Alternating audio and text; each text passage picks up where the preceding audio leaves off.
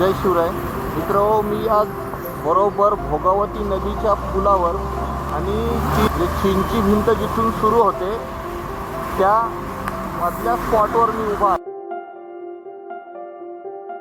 आहे आणि एक मजेशीर गोष्ट आज तुम्हाला दाखवण्यासाठी मी इथं थांबलेलो आहे.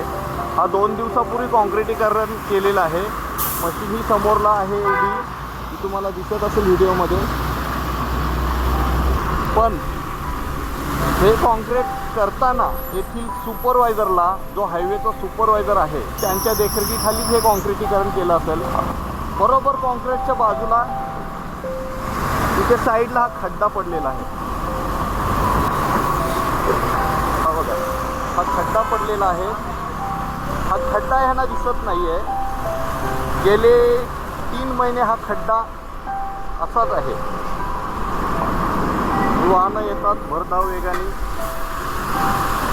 आणि हा खड्डा वाचवण्याचा प्रयत्न करतात. गडकरी साहेबांना माझी विनंती आहे, साहेब हे खड्डे एकदा भरून द्या हो साहेब.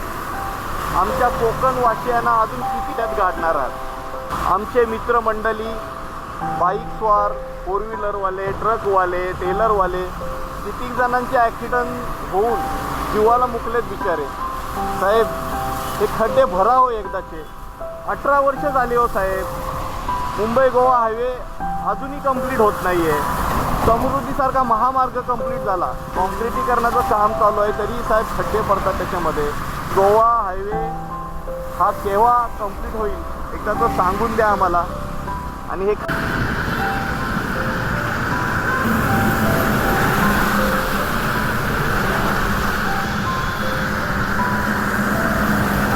मुंबई गोवा महामार्ग केव्हा होणार खड्डेमुक्त.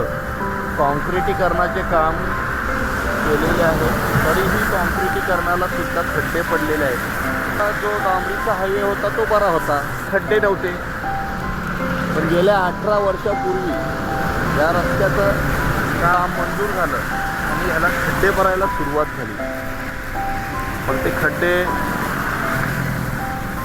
सारखे भरून त्याचे नवीन टेंडर बिलं काढून इथले ठेकेदार पोट भरायला लागले. नवीन कॉन्क्रिटीकरणाच्या हायवेची परिस्थिती बघा काय आहे.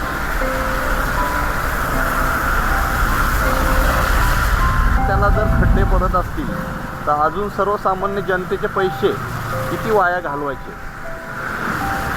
चांगला ठेकेदार सरकारने शोधावा. मुंबई गोवा महामार्ग खड्डेमुक्त करावा. शासनाने ह्या सर्व घडामोडींची नोंद घ्यावी, सुरळीत करून देणार आहे. जय शिवराय, जय शिवराय.